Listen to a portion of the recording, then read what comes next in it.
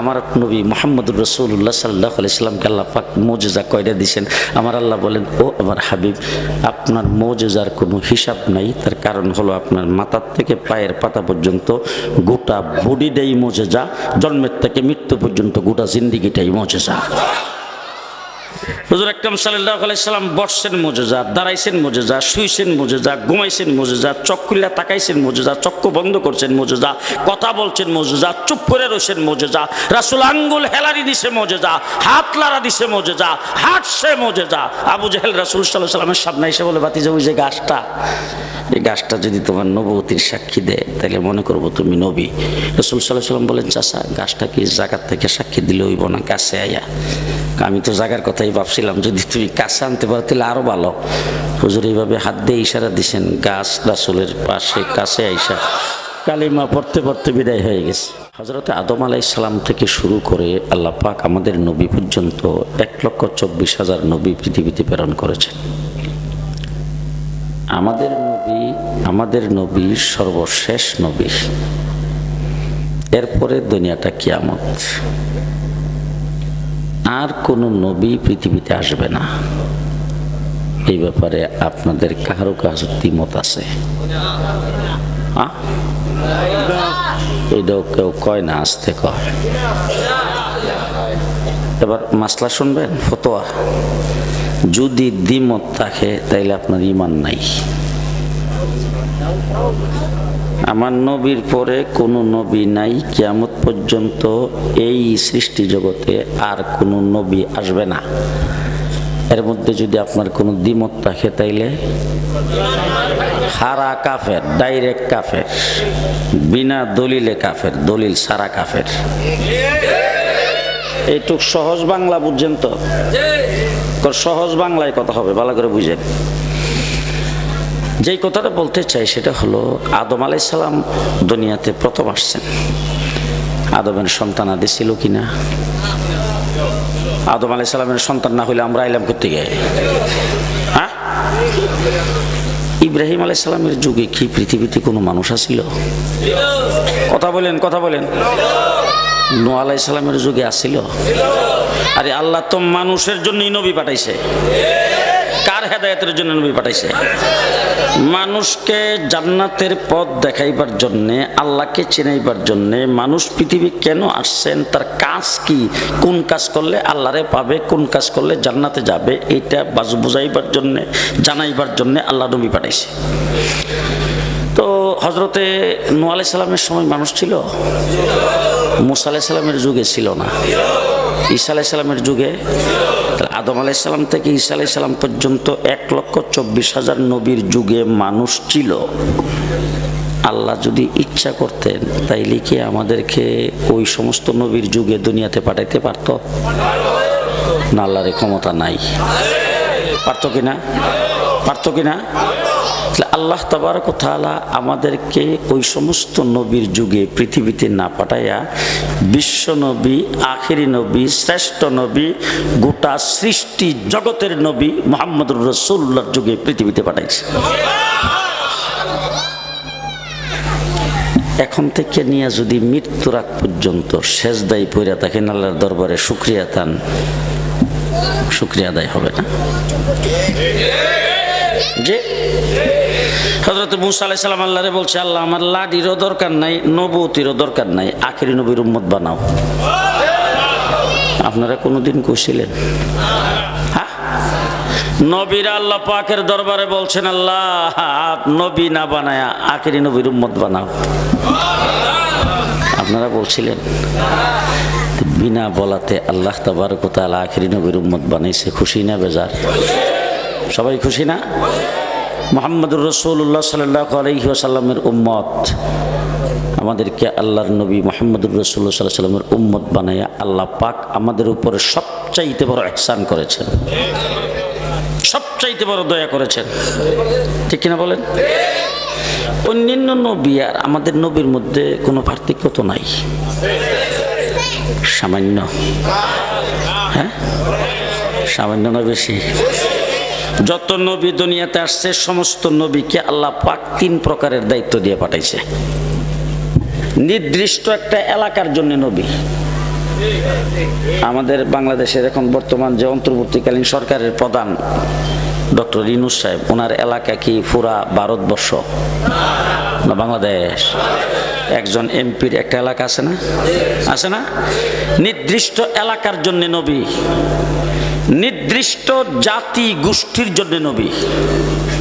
তুমি ইমুক গোষ্ঠীর নবী, তুমি ইমুক গোত্রের নবী। নির্দিষ্ট টাইমের জন্য নবী, তুমি এতদিনের জন্য নবী। হযরত নূহ আলাইহিস সালাম 950 বছর। কথা বুঝাইতে পারিনি কোথাও? নির্ধারিত সময়ের জন্য নবী, নির্ধারিত এলাকার জন্য নবী, নির্ধারিত জাতি গোষ্ঠীর জন্য নবী, আদম থেকে ঈসা পর্যন্ত সমস্ত নবী। এখন যদি আমার কথাটা বুঝে থাকেন তাহলে আপনারা বলেন তো দেখি, আমার নবী মুহাম্মদুর রাসূলুল্লাহ সাল্লাল্লাহু আলাইহি ওয়াসাল্লাম কোন এলাকার নবী? হ্যাঁ, আমার আপনার নবী মুহাম্মদুর রাসূলুল্লাহ সাল্লাল্লাহু আলাইহি ওয়াসাল্লাম আরশ, কুরসি, লৌহ কলমের নবী,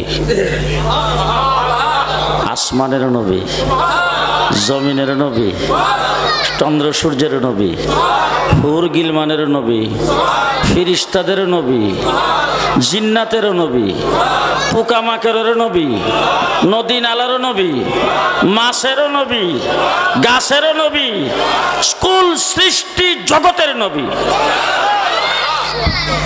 বেশ কমরা কি বুঝাইতে পারতেছি? কদ্দুর বেশ কম?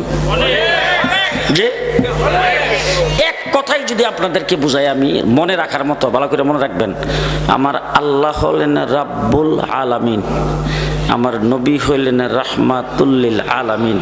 আমার আল্লাহ পাক বলেন, ও আমার হাবিব, আমি আল্লাহ পাকের এরিয়া যদ্দূর, আপনার নবুয়তির এরিয়া তদ্দূর। আব্বালেরও নবী, আখিরেরও নবী, সমস্ত নবীদেরও নবী, কুল সৃষ্টি জগতের নবী। যত নবী আল্লাহ দুনিয়াতে পাঠাইছেন, সমস্ত নবীকে আল্লাহ পাক নবুয়ত প্রমাণের জন্য মুজিজা দিয়েছেন, অলৌকিক ঘটনা। হযরত মুসা আলাইহিস সালামের হাতে দিয়েছিলেন লাঠি, মাটিতে ছাড়লেই সাপ হইতো। হযরত ঈসা আলাইহিস সালামকে দিয়েছিলেন আল্লাহ মৃত্যু ব্যক্তিকে জীবিত করার, কবরের কিনারে দাঁড়ায় কুম্বিজ নীলা করে ডাক দিয়েছে, ওইটা দাঁড়িয়ে গেছে। নবীদেরকে আল্লাহ পাক মুজিজা দান করছেন সীমিত, কাউকে 5টা, কাউকে 3টা, কাউকে 4টা। বুজুর্গানে দিন লেখছেন, আদম থেকে ঈসা পর্যন্ত যত নবীকে আল্লাহ যত মুজিজা দান করেছেন, সমস্ত মুজিজাগুলি একত্রিত করে যদি ক্যালকুলেটর মেশিন দিয়ে গড়ে ভাগ করা হয়, প্রত্যেক নবীর ভাগে 3টা করে পড়ে। কয়টা? 3টা। এবার আসুন তো, আমার নবী মুহাম্মদুর রাসূলুল্লাহ সাল্লাল্লাহু আলাইহি ওয়াসাল্লামকে আল্লাহ পাক মুজিজা কয়টা দিয়েছেন? আমার আল্লাহ বলেন, ও আমার হাবিব, আপনার মুজিজার কোনো হিসাব নাই। তার কারণ হলো আপনার মাথার থেকে পায়ের পাতা পর্যন্ত গোটা বডিটাই মুজিজা, জন্মের থেকে মৃত্যু পর্যন্ত গোটা জিন্দেগিটাই মুজিজা। হুজুর আকরাম সাল্লাল্লাহু আলাইহি সাল্লাম বসছেন মুজিজা, দাঁড়াইছেন মুজিজা, শুইছেন মুজিজা, ঘুমাইছেন মুজিজা, চোখ খুলে তাকাইছেন মুজিজা, চক্ষু বন্ধ করছেন মুজিজা, কথা বলছেন মুজিজা, চুপ করে রইছেন মুজিজা, রাসূল আঙ্গুল হেলারি দিছে মুজিজা, হাত লাড়া দিছে মুজিজা, হাঁটছে মুজিজা। আবু জেহেল রাসূল সাল্লাল্লাহু আলাইহি সাল্লামের সামনে এসে বলে, ভাতিজা ওই যে গাছটা, এই গাছটা যদি তোমার নবুয়তির সাক্ষী দেয় তাহলে মনে করবো তুমি নবী।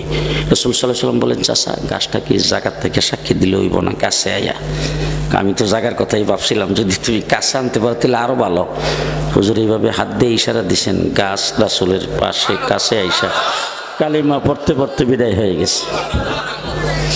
হুজুর আকরাম সাল্লাল্লাহু আলাইহি সাল্লাম কোথাও যদি জরুরত সারতে যাইতেন, ইস্তেনজা করতে যাইতেন খালি ময়দানে, তখন রাসূল সাল্লাল্লাহু আলাইহি সাল্লাম হাত দিয়ে ইশারা দিতেন, আশেপাশের সমস্ত গাছগুলি আইসা রাসূলের চতুর্দিকে বেষ্টনী দিয়া বাথরুম বানিয়ে দিত। হুজুর আকরাম সাল্লাল্লাহু আলাইহি সাল্লাম একদিন এক জায়গায় শুইয়া চক্ষু বন্ধ করে ঘুমাইছে। ঘুম থেকে যখন সজাগ হয়েছে, হযরতে জাবের রাদিয়াল্লাহু তাআলা আনহু হুজুর আকরাম সাল্লাল্লাহু আলাইহি ওয়াসাল্লামকে বলতেছে, ও আল্লাহর হাবিব, এটা কি দেখলাম? রাসূল বলেন, কি দেখছো? বলে, হুজুর ওই যে গাছটা একটু দূরে, এই গাছটা আপনি যখন চক্ষু বন্ধ করে ঘুমাইছেন তখন আমি দেখতেছি গাছটা মানুষের মতো সোজা হইয়া চলতে চলতে চলতে চলতে আপনার মাথার কাছে এসে দাঁড়াইছে, কিছুক্ষণ দাঁড়াই থেকে আবার জায়গা মতো চলে গেছে। আমি গাছের গোড়ার মধ্যে যাই দেখলাম মাটি ভাঙ্গারও কোনো সিন পাইলাম না। আল্লাহ রাসূল সাল্লাল্লাহু আলাইহি ওয়াসাল্লাম বলেন, জাবের বুঝতে পারো নাই, গাছটা আমি যখন এখানে শুইছি গাছটার থেকে একটু দূরে, তখন গাছটা আল্লাহরে ডাক দেখো, আল্লাহ তোমার হাবিবের নূরানি চেহারাটা দেখার বড় শখ ছিল, কিন্তু এখন দেখতেছি খুব দূর থেকে। আল্লাহ তুমি যদি অনুমতি দিতা, আমারও যদি এরকম কোনো সুযোগ করে দিতা, তোমার হাবিবের মাথার কাছে যাইয়া নূরানি চেহারাটা ভালো করে দেখে আবার জায়গা মতো চলে আসতাম। মুহাম্মদুর রাসূলুল্লাহ সাল্লাল্লাহু আলাইহি ওয়াসাল্লামের মুজিজা, 3.5 হাত বডি পুরাটাই মুজিজা। আবু জাহেল এসে বলতেছে, বাতিজা একটা অলৌকিক ঘটনা দেখাও। বলে, চাচা ঘটনাটা আসমানে না জমিনে দেখাবো? বলে, আরে আমি তো জমিনের কথাই ভাইবে আসছিলাম, আসমানে দেখলে তো আরো ভালো হয়।